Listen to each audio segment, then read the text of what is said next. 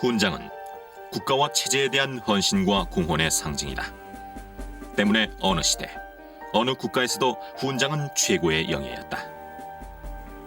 일본 제국주의 시대의 훈장들. 훈장 증서에는 일본 왕의 친필 서명과 일본 제국의 직인이 찍혀 있다. 일제시대 이 훈장을 받았던 한국인은 과연 누구일까? 일본 식민지주의의 1등 공신들입니다. 반대로 우리 민족으로 봐서는 1등 반역자들이죠. 일제가 한국인에게 훈장을 준 기준은 무엇보다 친일이었다. 번쩍이는 훈장처럼 이들의 친일 반민족 행위도 눈부셨다. 일본을 등에 업고 누린 부와 권세였고 동족을 배반한 대가였지만 단죄는 없었다. 반민특위가 그렇게 와해했기 때문에 오늘까지 친일 잔재가 한 사람 다친 사람이 없습니다. 해방 이후에도 이들의 권세는 계속됐다. 일제 36년이라고 하지만 해방 후 60년 뭐 이렇게 해서 100년이 이렇게 온 거예요. 100년. KBS 탐사 보도팀은 일본의 서훈 관련 공문서 1000여 권을 분석해 일제의 훈장을 받은 한국인 3000여 명을 찾아냈다.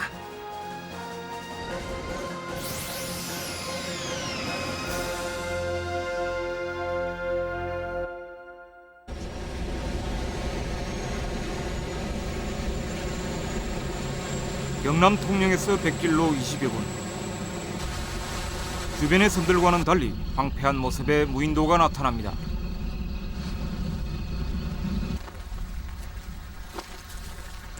섬 정상에는 녹선 포탄이 하늘을 향해 박혀있는 기이한 조형물이 서 있습니다.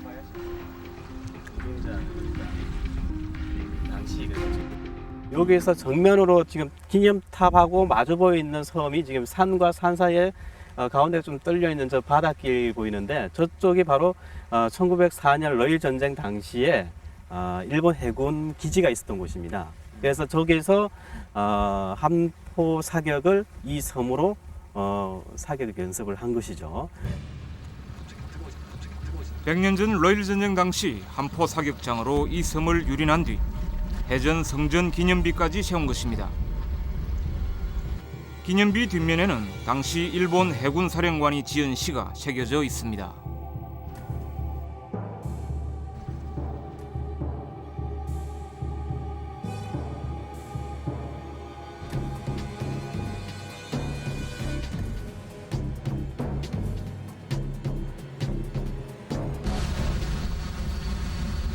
지금도 취도에는 일제의 포격 흔적이 그대로 남아 있습니다. 섬 허리는 잘려나가고 부서진 바위가 어지러이 나뒹굴고 있습니다. 당시 기념비의 준공식을 알리는 신문 기사입니다. 러일 전쟁 때 러시아 함대를 격파해 일본의 영웅이 된 도고 제독의 유지가 깃든 곳에 기념비를 세운다는 내용입니다.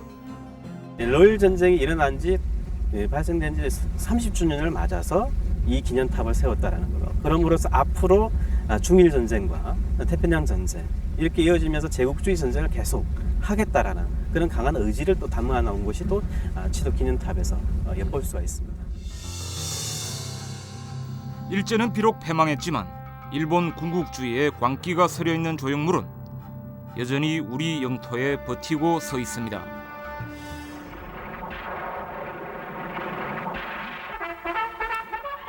(100년) 전 우리의 땅과 바다는 제국주의의 침략 전쟁터로 변했습니다. 당시 제작된 러일 전쟁 그림 지도입니다. 그때 이미 일제는 경성, 즉 서울에 이른바 황군의 깃발을 세우고 있습니다.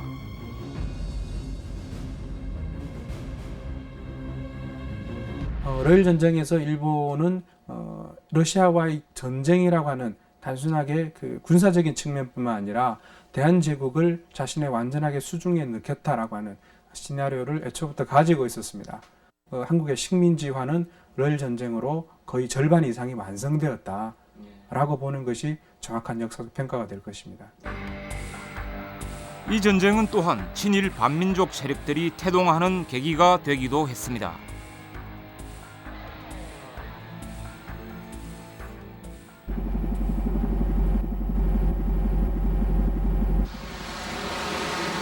도쿄에 있는 일본 국립공문서관입니다. 이곳에는 지난 1868년부터 최근까지 일본 정부가 생산한 각종 공문서 58만여 권이 보관되어 있습니다. 국립공문서관의 지하 서고. 취재팀은 이곳에서 러일 전쟁 당시 한국인들이 일본군의 밀정과 통역 등으로 활동했던 기록을 찾아냈습니다. 지난 1907년 11월 13일 당시 조선 통감 이토 히로부미가 본국에 보낸 상훈 신청서입니다.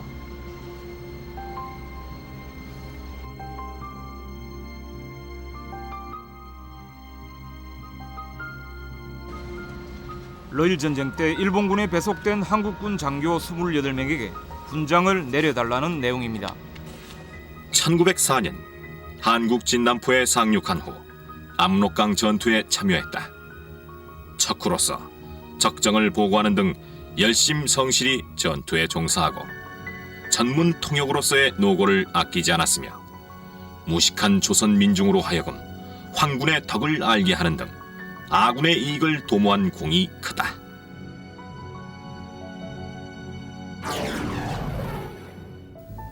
같은 나라 사람이라는 이유로 감추거나 하지 않고 황군에 불리한 자가 있으면 즉시 보고하여 우리의 이익을 도모했음이 명백하다.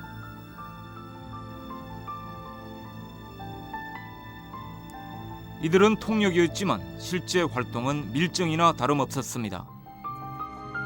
한국 내지 행군 때 매일 수경지와 도로를 정찰하고 충성을 다해 물자 징집을 원활하게 했다.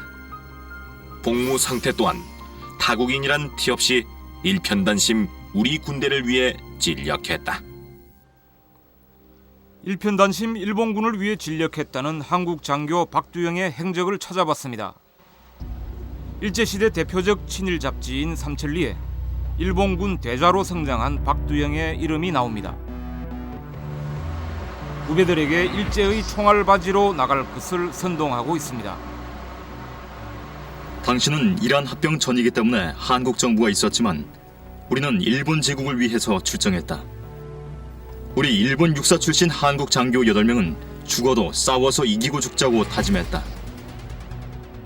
일제의 서운 문서에는 이들 한국군 장교들의 명단과 소위 공적 내용이 상세히 기록되어 있습니다. 1910년 이제 병합 이전에 또 서운자 명단이 공적이라든가 명단, 특히 공적은 거의 없습니다. 거의 없고 또 서운자 명단들 자체도 이렇게 모여져 있는 자료가 없습니다. 당시 일본군은 북진 과정에서 험난한 지형과 보급 물자 운반 때문에 큰 어려움을 겪었습니다. 그때 큰 도움을 준 것이 바로 초기 친일파들이었습니다. 진남포에 상륙한 후 의주에 도착할 때까지 군량미를 조달하고 토착민을 사역시키는 등 밤낮으로 진력해 아군에게 커다란 이익을 가져다 주었다.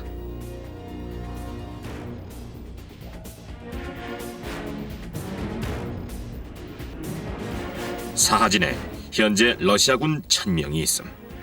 이 중 450명은 기병, 나머지는 보병이. 대포가 40-50문 있는데 구연성 방향으로 이동 중임. 원보산엔 러시아군 약 1만 명이 있음. 한국군 장교들이 보고한 이 같은 정보들은 전황에 큰 영향을 미쳤습니다.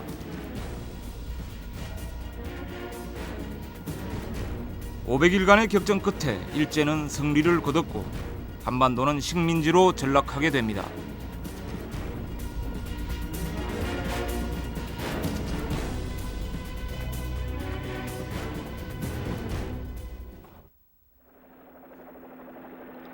러일 전쟁 성전 100주년을 맞은 일본 열도. 성전 경축 분위기가 이어지고 있습니다.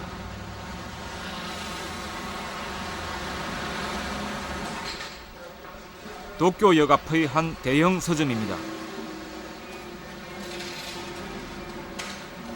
러일 전쟁 관련 코너가 따로 마련돼 있고 수십 종의 관련 서적이 진열돼 있습니다.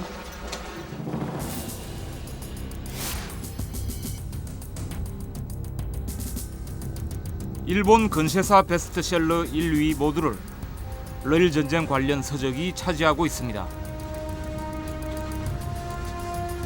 지금 현재 일본이 갖고 있는 우경화, 그리고 군사 대국화, 그리고 내셔널리즘의 강조라고 하는 큰 사회, 정치, 경제적 맥락과 맞닿아 있다고 생각이 됩니다. 러일 전쟁을 기념하는 대부분의 심포지움이나 행사의 내용들이 일본이 얼마만큼 그 힘든 전쟁에서 온 국민이 일치 단결해서 전쟁에 승리했다라고 하는 그런 국가주의적 메시지를 강화하려는 의도라는 것이 노골적으로 드러나고 있습니다. 특히 눈길을 끄는 것은 러시아 발탐대를 격파하고 우리나라 취도의 기념비를 남긴 도고 제독 관련 책들입니다. 러일 전쟁을 다룬 시리즈 만화도 선풍적 인기를 끌고 있습니다.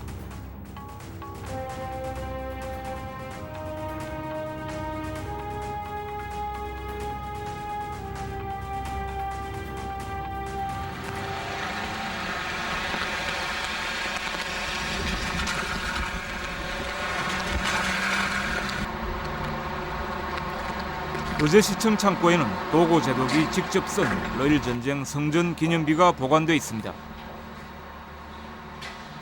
이 기념비는 러일 전쟁 당시 일본 해군 기지였던 거제도 송진포에 세워졌다가 해방 이후에 철거된 것입니다.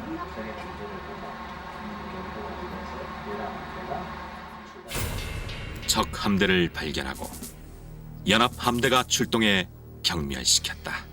이날 하늘은 맑았으나 파도는 높았다. 도고는 천황을 위해 싸운 일본 군국주의의 상징임에도 불구하고 이 만화가 국내에 번역 출간됐습니다.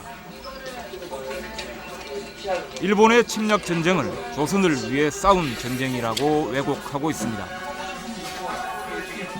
하지만 우리는 러일 전쟁이 우리에게 남긴 교훈은 무엇인지 까맣게 잊고 있습니다.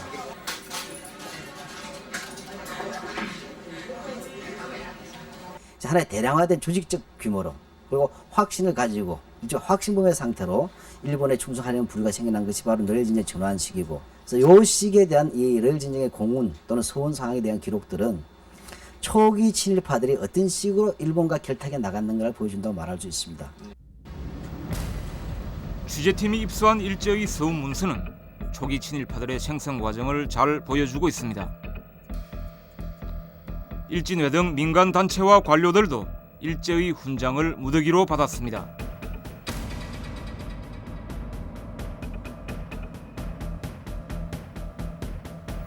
이 사람들은 러일 전쟁 시 우리 육군이 한국에 진격했을 때 물자 매수와 마차 인부 조달, 숙소 정비, 운송 업무 등을 담당했다. 또 민심을 달래고 적정을 정찰에 보고했으며 적의 간첩을 적발했다.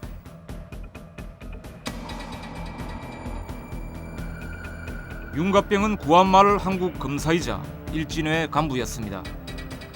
윤갑병을 비롯해 모두 31명의 일진회 회원이 훈장을 받았습니다. 주로 물자의 보급과 수송을 맡았지만 간첩 활동도 적지 않았습니다. 위 사람은 일진의 간첩주임으로서 8개월 동안 우리 군의 요구에 응해 일진의 회원 중 간첩 적임자 50여 명을 추천했다.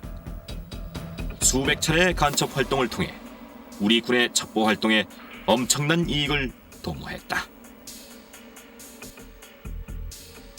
일제는 밀정들에게까지 훈장을 준 것으로 나타났습니다. 경성 백리 근방에서 적병이 주둔하는 가운데 생사를 무릅쓰고 3회에 걸쳐 적정을 정찰 보고했다. 한국군 장교들은 일본군 통역으로도 대거 참전했습니다.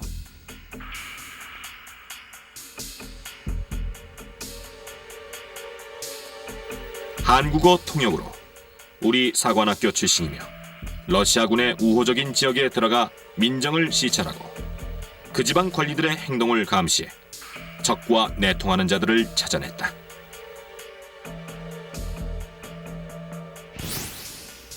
한국 주민들에게 전쟁의 목적을 설명해 주민들을 설득함으로써 민심을 유리하게 하는 등 일본군의 작전에 기여했다.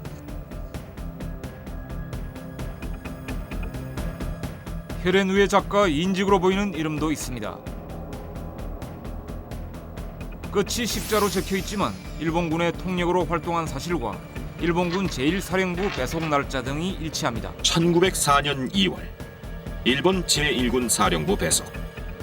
동사령부가 만주 봉황성에 주둔할 때까지 군 헌병에 배속돼 적 간첩인 한국인을 취조할 때 신문을 통역하는 등 그 근무 성적이 공로 갑에 해당됨을 인정함.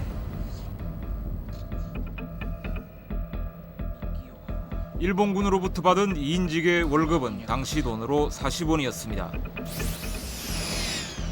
사람들이 강압적으로 동원된 사람도 있지만 자발적으로 참여한 이 친파들이 그때부터 득세가 되고 또 그 친일파의 이 요소가 있고 이런 그 단체나 개인들 이것이 또 다 동원돼서 거기에 협조합니다. 당시 대한제국은 국권이 쇠약할 대로 쇠약해졌지만 엄연한 주권 국가였습니다. 하지만 주권을 지켜야 할 장교 중 상당수는 일본군을 접대하기에 바빴습니다. 당시 북진군, 즉 일본군을 접대하기 위한 한국인들의 명부입니다. 이중 어담이라는 한국군 장교의 이름은 일제의 서문 문서에서도 발견됩니다.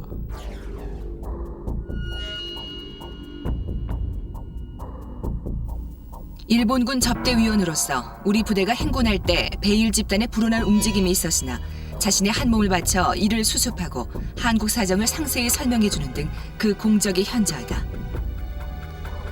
어담은 일제 강점 하에서 일본 군복으로 갈아입고 육군 중장까지 진급했습니다.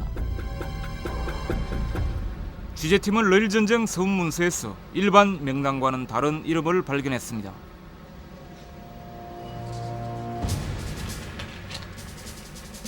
육군 보병소위 다카야마. 하지만 덧붙여진 종이를 넘기자 김관현이란 이름이 나옵니다.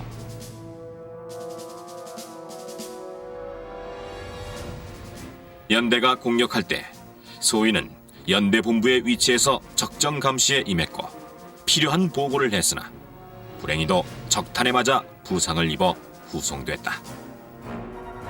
한국 장교가 일본 이름을 쓴 것입니다. 육군 통역 후쿠야마. 하지만 옆에는 한국 기병 소위 윤치승이라고 적혀 있습니다. 윤치승은 구한말 최고의 명문 집안 출신으로 거물 친일파가 되는 윤치호와 사촌간입니다. 복산맹호라는 일본식 이름으로 일본군에 배속됐습니다. 창씨개명이 본격적으로 시작된 해는 1939년. 하지만 이들은 30년 전에 이미 일본 이름을 쓰고 있는 것입니다. 개명을 한 기록들, 집단적으로 개명을 했다는 어떤 역사적 사실들이 드러난 적이 있나요? 극히 드뭅니다. 예, 제가 말씀드린 그런 종류라든가 뭐 송병준이라든가 이런 사람들이나 당시 이제 신문에 가끔 나타나는 그런 거 외에는 이렇게 한꺼번에 아주 나타나는 자료는 거의 없다고 봐도 이제 거의 확실할 것 같습니다. 러일 전쟁과 관련해 일제의 훈장을 받은 것으로 파악된 한국인들은 모두 190여 명. 이들 중 러일 전쟁 이후로도 일제 훈장을 한 번 이상 더 받은 사람은 43명입니다. 기병 참령 박영철은 예편 후 중추원 참의까지 출세 가도를 달리며 훈장을 3번 더 받습니다.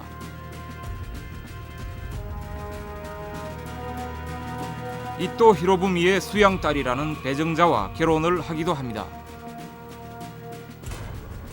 조선 총독부는 1939년 그가 사망했을 때 또 훈장을 추수하는데 그 공적 내용만 수십 페이지에 달합니다. 자성이 순후하고 인격이 고매하고 식견이 탁월하여 사회 대중의 모범이 되는 사람이다. 현재 조선 민간에서 제1인자로서 일찍이 내선일체의 구현의 뜻을 가지고 고매한 식견으로 조선 총독부의 시정을 받들어 조선 통치에 공헌이 현저하다. 한국군 참의신분으로 러일 전쟁에 참전한 박두영. 그는 이후 을사늑약의 한거에 골기한 의병부대 토벌에 나섭니다.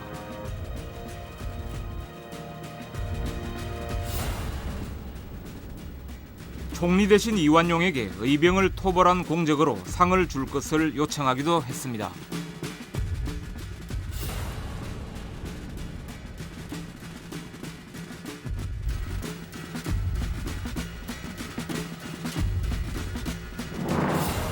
수괴로 표현된 사람은 한말 의병장으로 유명한 이강년입니다.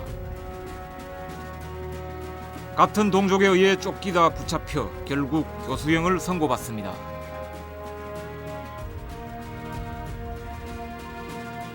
박두영은 일본군 포병 대자까지 올랐다가 1930년대에는 만주 민생단 단장으로 만주 지역 독립군들을 토벌했습니다. 그는 중추원 참의까지 올라가며 3개의 일제 훈장을 더 받았습니다. 러일 전쟁에서 육군 통역으로 참여했던 박중양, 3.1 만세운동 때는 대구에서 만세운동 자재단을 결성해 진압작전을 직접 지휘했습니다.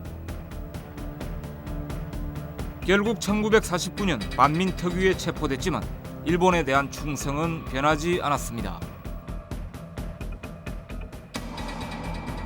박중현이 경상북도 지구에서 체포해가지고 이 본부로 연행해 왔어요. 연행해 와서. 그래서 하도 유명하기 때문에 제가 박중현이랑 대화를 하러 나갔었죠. 그래서 당신 누구라 소리도 한국말로 하는 게 아니에요. 안다 다르다 전부 일본말이 무조건. 선생이 지금도 이 일본 그 거시가 그리고 유명하게 그냥 호호호 이러고 소소소. 박두영도 해방 후 반민특위에 체포됐으나 두 사람 다 처벌 없이 풀려났습니다. 반면 이들과는 전혀 다른 길을 선택한 구한말 장교도 있었습니다.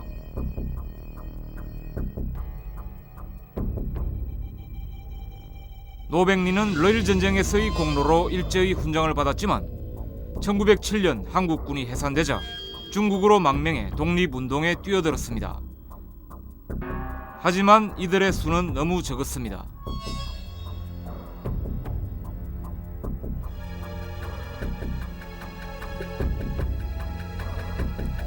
이런 상황에서 국권의 상실은 불가피한 것이었습니다. 친일파라고 얘기하면 그 용어는 같지만 시기마다 또 역사는 조금만 다 달라집니다. 그건 다시 말해 친일파라는 것은 자기 자신의 처세의 문제도 결합되어 있지만 각각의 시기나 지역적 특성에 따라서 일본 제국주의가 요구하는 바에 따라서 그게 맞춰 나간 집단들 아니겠습니까? 취재팀은 일제의 상훈 제도가 친일파 형성에 어떤 역할을 했는지 조사했습니다. 구한말부터 1945년까지 일본 상훈국의 서훈제가 문서 1000여 권을 검색했습니다. 이 기간 동안 일제의 훈장을 받은 한국인 3000여 명의 명단을 찾아냈습니다. 최초로 일제 훈장을 받은 한국인은 1897년 외무대신 이하영입니다.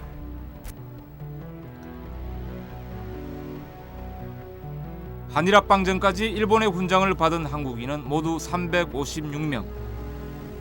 그런데 이들의 이름은 1910년 전까지 외국인 명부에, 이후에는 내국인 명부, 즉 일본인 명부에 나타납니다. 국권이 완전히 상실됐음을 이 서훈 제가서를 통해서도 알 수 있는 것입니다.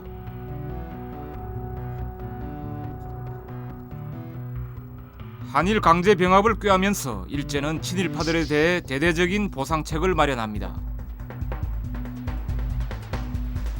조약 체결 직전인 1910년 8월 21일 일제의 국회에 해당하는 추미련이 심의한 합병조약안입니다.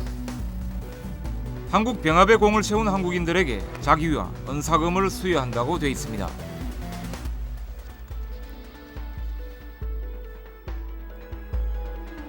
이때 자작자귀를 받은 을사오적 권중현. 이 훈장 정서는 바로 권중현의 것입니다.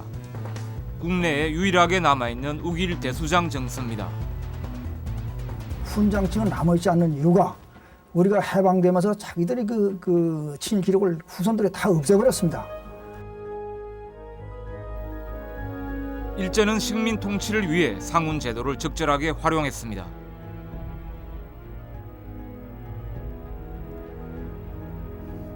격변기의 이런 정책은 특히 두드러지게 나타났습니다.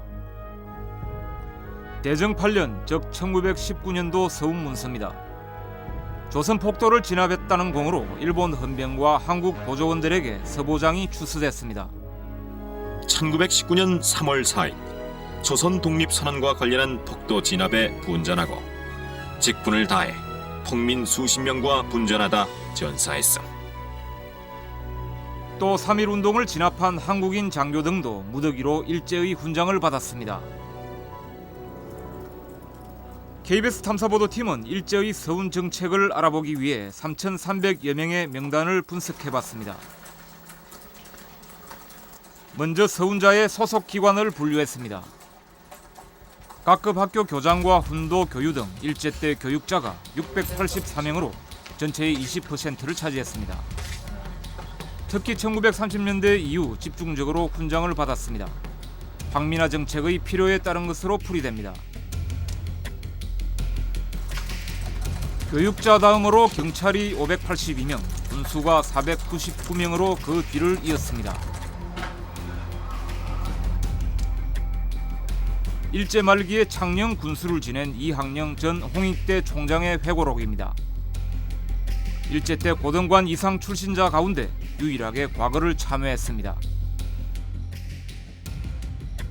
내가 군수를 타기 위해서 동포들의 그 식량을 약탈하고 동포들의 그 생명을 말하자면 그 위협한 그와 같은 일을 한 것과 마찬가지 행위를 했다 그 말이에요.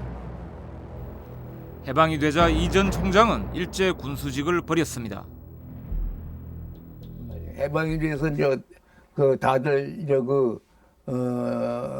민족이 독립했다고 좋아하는데 나는 오히려 부끄러운 생각이 들어가거든. 민족이 독립했는데 나는 오히려 그 독립을 방해한 사람이란 말이야. 일본 사람이 압수하고 돼서 그런 자책감이 들고 그래서 내가 큰 죄를 졌구나.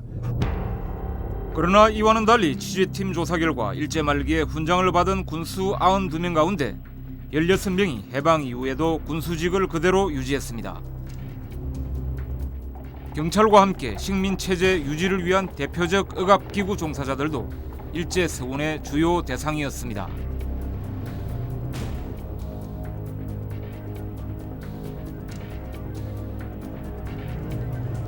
이처럼 서운제도는 일제의 식민통치 도구로 적절하게 활용됐습니다. 그런데 1930년대 후반 전시체제로 돌입하면서 일제의 서운 행태도 크게 달라집니다. 1939년도 정기 서운 명단입니다. 4,863명 중 73%가 군인들입니다. 침략전쟁을 독려하기 위해 군장이 활용된 것입니다. 한국인 이름은 대부분 명단의 끝에 있습니다. 훈장에도 역시 차별이 있었던 것입니다. 도쿄에 있는 일본 조폐국. 일본 정부의 각종 훈장을 제조하는 곳입니다. 日本で作られている勲章を大きく分けて7種類となります。まずこちらが、大勲位菊花章になります。こちらが菊花章軽色。 이 훈장은 일본 왕족이나 외국 원수들에게 수여된 것입니다. 국화대수장은 주로 왕족에게, 우길장은 특정한 공을 세운 관료들에게, 그리고 서보장은 관직에서 실적을 올린 공직자들에게 수여됐습니다. 훈장별 등급별로 한국인들에 대한 일제 서운 현황을 살펴봤습니다.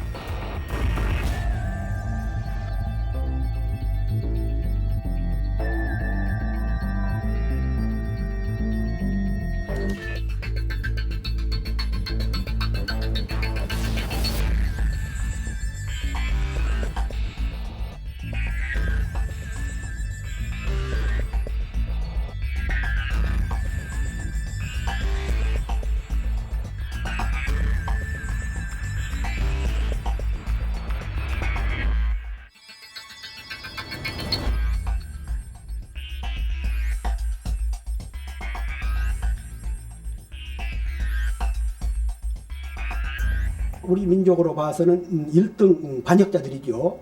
이런 사람들에 대해서 뒤늦게나마 그런 그 공훈, 포상, 상패 이런 것들을 밝혀내고 또 이런 것을 역사의 기록으로 남기고 또 비록 지난 일이지만 이렇게 국가가 어려웠을 때 민족이 순환기에 외적에 빌붙어서 민족을 배반한 사람들이 후세에 가서 어떤 평가를 받는가, 이것은 100마디 교육보다도 훨씬 더 값 있는 그런 민족 국민 교육입니다. 우리 역사는 외세에 빌붙은 자들이 승리한 뼈아픈 역사였습니다. 한반도에 대한 일제의 군사적 침탈이 최초로 시작된 진해만, 친일파들에겐 새로운 기회였습니다. 진해시 탑산공원의 1930년대 사진입니다. 일제는 진해에 해군 사령부를 설치한 후 해군 기념탑을 세우고 대대적인 기념 행사를 개최했습니다.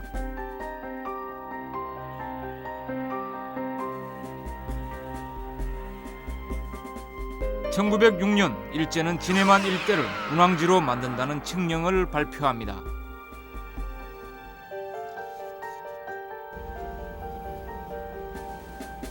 이듬해인 1907년도 일제 서운 문서입니다.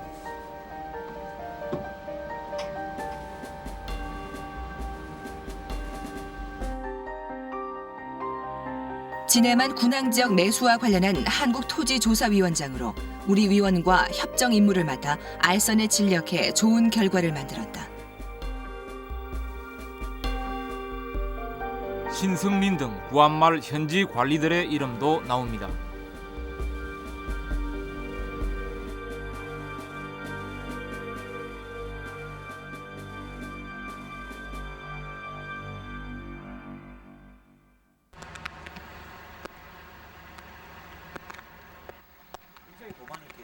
일제의 표현대로 진해 군용지는 원활하게 매수된 것일까?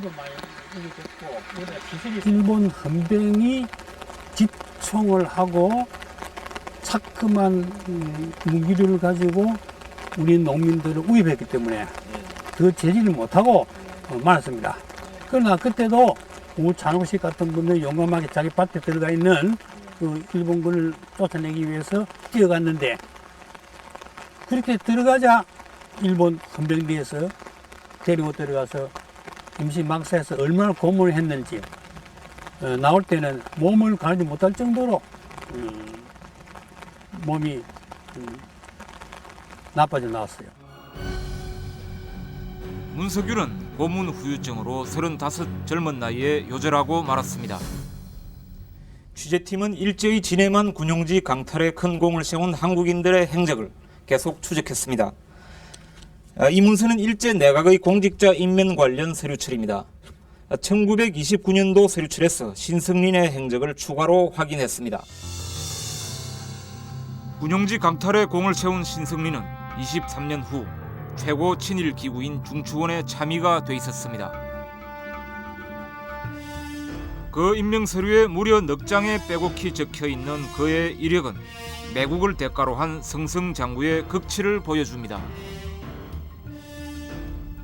구한말 참봉으로 벼슬을 시작했던 신승린은 한 달 만에 웅천군수가 되는 등 파격적인 승진을 거듭합니다.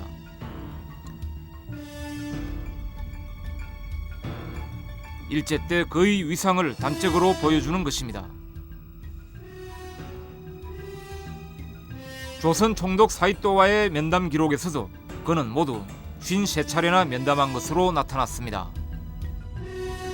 신승린이는 일본의 침략에 적극적으로 협조하고 일본 사람에 아부해가지고 영달을 한 사람이고, 문성유 어른 같은 분은 일제의 침략에 강력하게 반항 투쟁하다가 죽음을 당한 분이죠. 진해 지역의 또 다른 독립운동가 주병화 선생의 삶도 마찬가지였습니다. 주병화라는 어른도 아들이 없어요. 주병화 씨랬고 그분의 아들은 영양실조로 죽었어요. 무슨 생활할 길도 없으면서 늘 그 신간의 활동에다 소당제 활동에다 다니면 하니까 뭐 가족은 생활이 공화제, 부인은 뭐 삭발지가 그거 하는데 그 애들 잘 못 믿어서 죽었어요.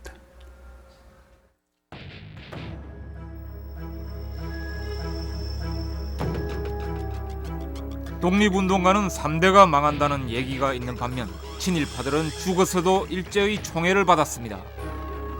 이완용이 사망한 1926년 조선 총독은 본국에 즉각 훈장을 하사해 줄 것을 청원했습니다.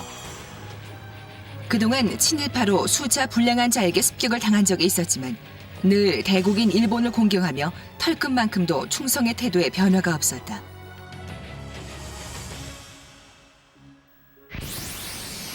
최고 친일파답게 최고 훈장이 추서됐습니다. 박영효의 공적서에도 죽은 친일파들에게 훈장을 하사하는 일본의 속내가 그대로 드러나고 있습니다. 이때 우길 대수장을 하사하는 것은 후작 박영효가 조선 통치에 기한 불멸의 공적을 보상해주는 것으로 일반 조선인의 민심에 미칠 영향이 아주 크다고 할 것이다. 일제의 공적조서를 통해서 친일파와 독립운동가의 가치관이 극명하게 엇갈리는 것도 확인할 수 있습니다.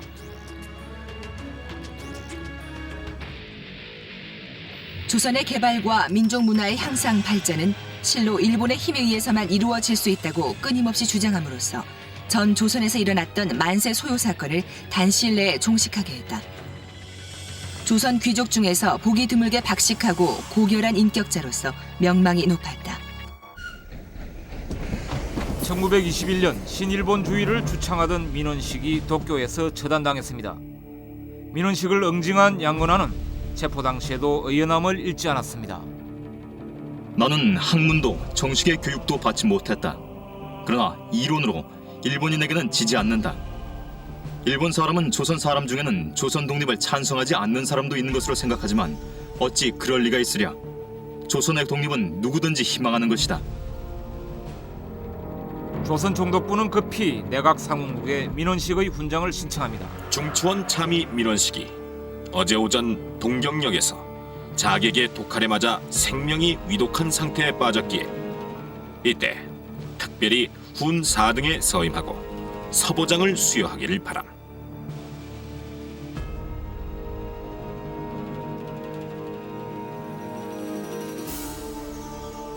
3.1 독립운동의 기운이 남아있던 1920년 군수 개응규와 최병혁이 보름 간격으로 독립 비밀 결사대에 의해 총살됐습니다. 이들의 죽음도 순직으로 간주돼 훈장이 추수됐습니다. 항상 총독의 지시에 잘 따라 군을 다스리는 데 정성을 다했으나 베일 불령 선인에게 총살당하여 순직했다.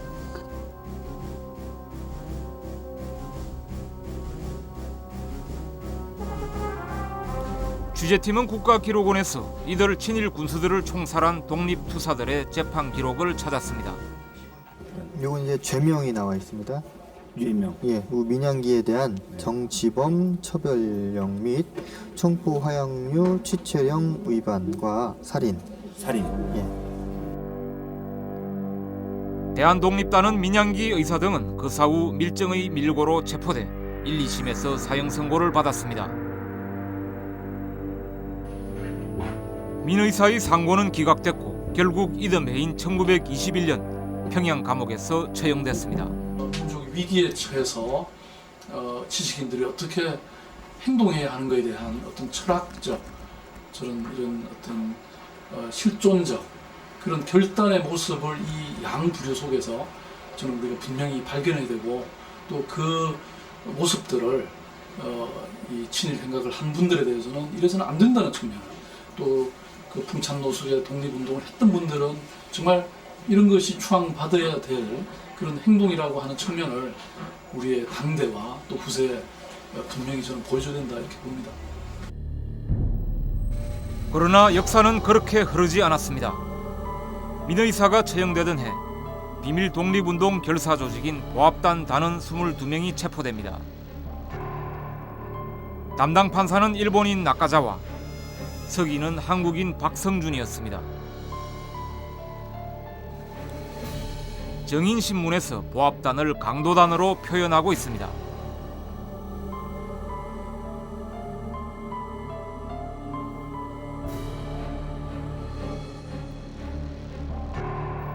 박성준은 1926년 경성 지법판사로 임명됩니다. 1936년도 일제서훈 문서에 군 6등 서보장을 받은 것으로 나타납니다. 해방 후 박성준은 대한민국 검찰총장으로 변신에 성공합니다. 그리고 자유당의 부정선거 기도에 맞선 학생 시위에 대해 배후에 간첩의 선동이 있다고 경고하고 나섰습니다.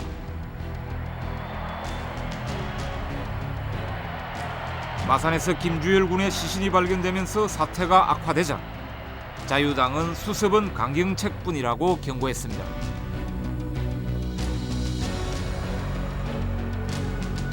같은 날 내무장관 홍진기는 마산 시위의 배후에 적색 마수가 개입됐다는 담화문을 발표했습니다.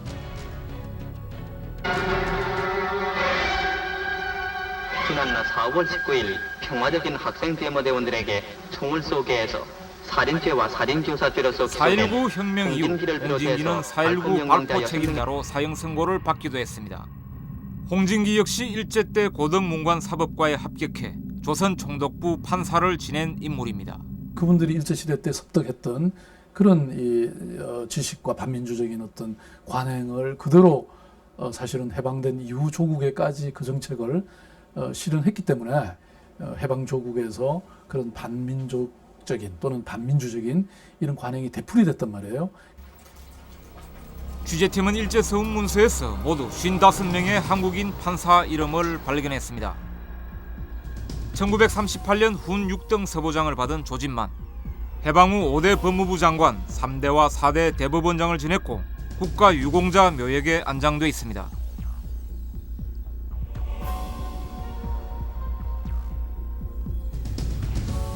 (1937년) 훈 6등 서보장을 받은 조영수는 초대 사정위원장, 7대 법무부 장관, 2대 대법원장 등을 역임했습니다.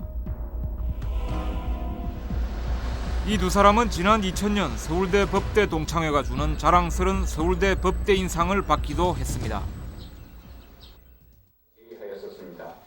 지난 6월 국회 법사위원들 앞으로 법무부 검찰국장 명의의 보고서가 전달됐습니다. 수사권 독립은 시기상조며 경찰은 일제 때 식민지 수탈의 도구였다고 지적했습니다. 역사적인 진실이죠. 그러나 경찰만 식민지 시대의 어떤 그 파쇼 억압 기구였던 것이 아니라 검찰도 따지고 보면은 전혀 다르지 않은 마찬가지의 역할을 한 겁니다. 그런데 이제 남의 문제만 지적하고 자기 문제는 지적하지 않는 게 오히려 좀 궁색하는 거죠. 경찰 조직도 즉각 대응에 나섰습니다. 경우에는 일간지에 대형 광고를 내 검찰이야말로 일본 군국주의의 하수인이었다고 맞받아쳤습니다. 일제히 훈장을 받은 것으로 집계된 한국인 경찰은 모두 582명.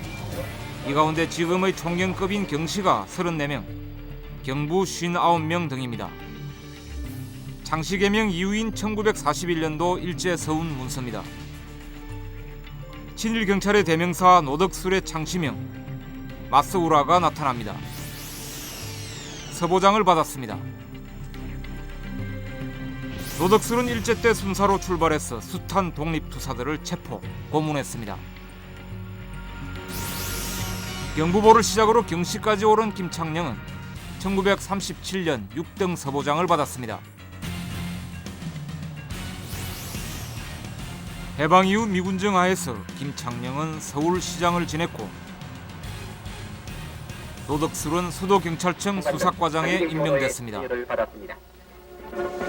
취재팀 조사 결과 일제 말기 훈장을 받았던 식민지 경찰들은 해방 이후에도 상당수가 요직을 그대로 차지한 것으로 집계됐습니다.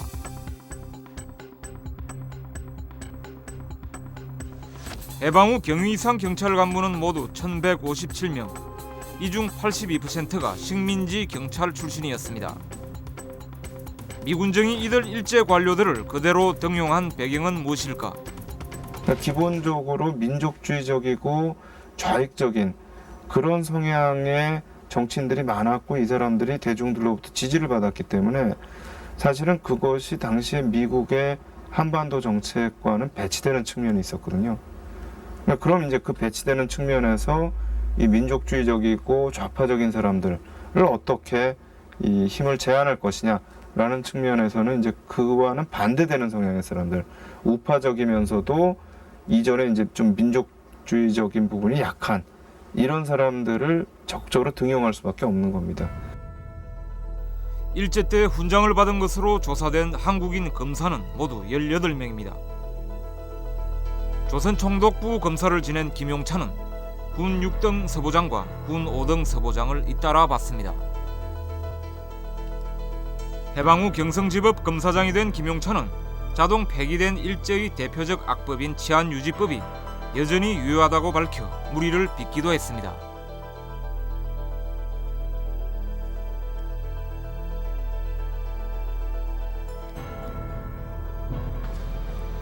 역시 총독부 검사 민병성은 서보장을 3번이나 받은 것으로 나타났습니다. 해방 후 청주지법 검사장을 지냈습니다. 검찰도 해방 초기 인맥의 친일 논란에서는 그다지 자유롭지 못한 것입니다.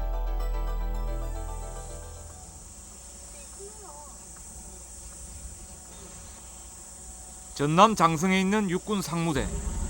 정문에 안중근 의사의 동상이 서 있습니다.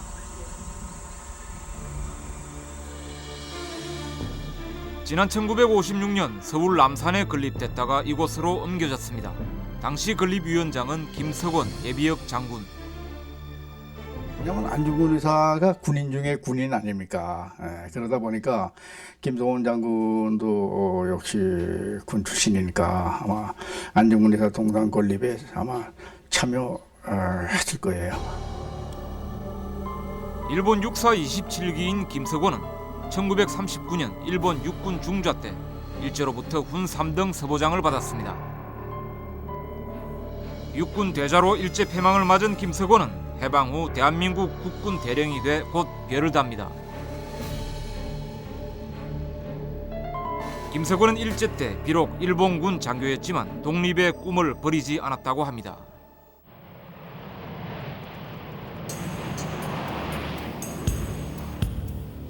(1943년) 일제는 패망 조짐이 짙어지자 조선의 젊은이들을 총알바지로 내모는 등 말기의 광분 상태에 접어듭니다.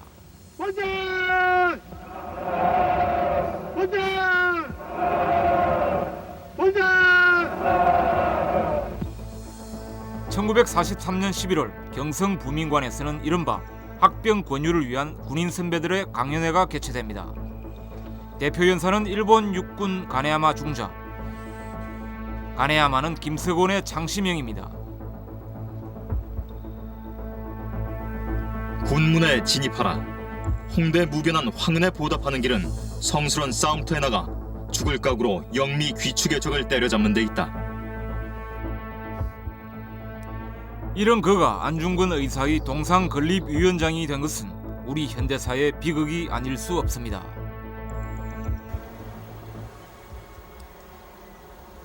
고국 선열들을 모신 국립현충원. 김석원과 함께 학병 권유 강연회 연사로 나왔던 가야마 대자, 즉 이영준 전 참모총장이 누워 있습니다. 이영준은 일본 육사 26기로 일제 패망 때 일본군 대자였습니다. 그는 일본군 대위 시절이었던 1927년 군 5등 서보장을 받은 것으로 나타났습니다.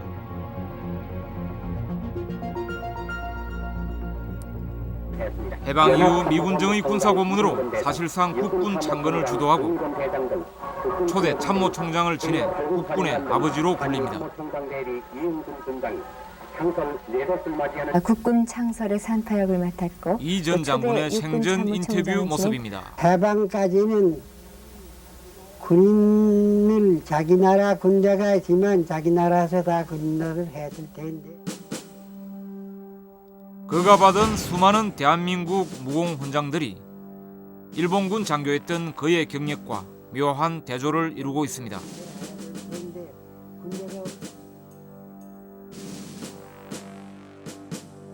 일본군 앞제비 하던 사람들, 일본 군대뿐만 아니고 일본의 협력에서 부귀영화를 누렸던 사람들은 전부 국가유공자입니다.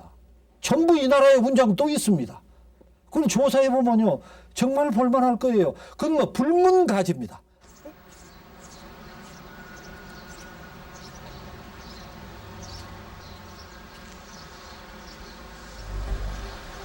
서울 남산의 안중근 의사 기념관입니다.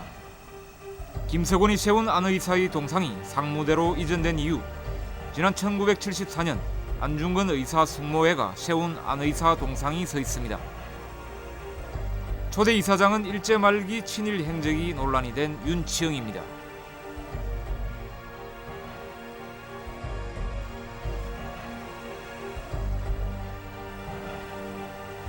대동아 전 민족, 특히 한국 국민으로서 우리의 어깨에 지워진 공정무사한 대사명이 여기에 있는 것이다.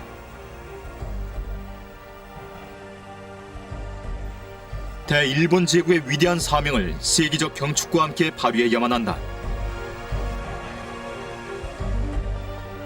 하지만 윤치영은 회고록에서 자신이 쓴 것이 아니라 이름을 도용당했다고 해명했습니다.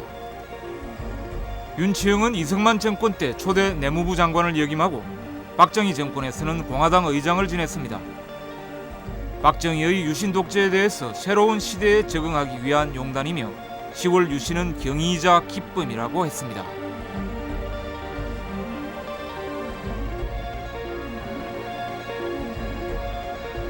전두환 정권이 들어서자 국정자문위원을 맡았습니다.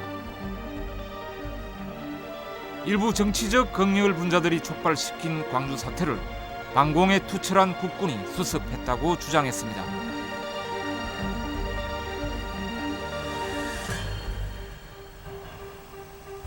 그는 러일 전쟁 때 일본군에 배속돼 훈장을 받았던 윤치성의 친동생이고 유명한 친일파인 윤치호와는 사촌간입니다.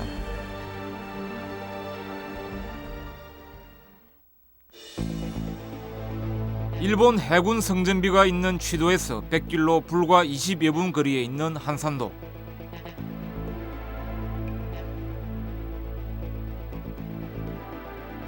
충무공 이순신 장군이 조선 수군을 지휘하며 나라를 지켜낸 대표적인 성적지입니다.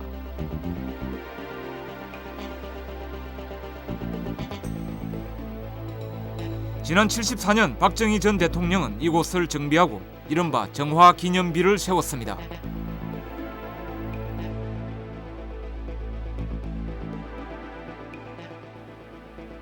이 비문의 말미에는 이승근이란 이름 석자가 또렷이 새겨져 있습니다.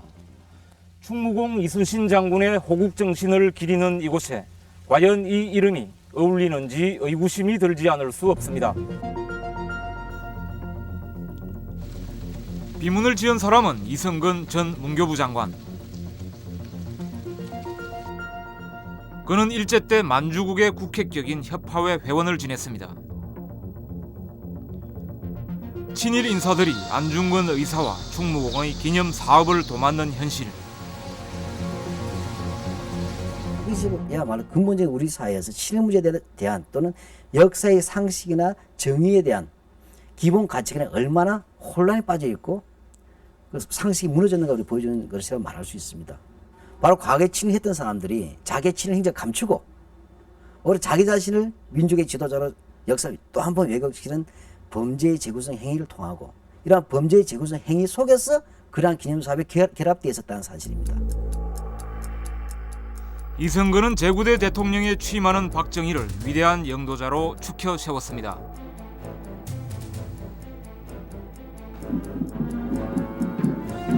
지난 1980년에는 전두환을 새 시대의 지도자라며 또 다른 용비어천가를 읊었습니다.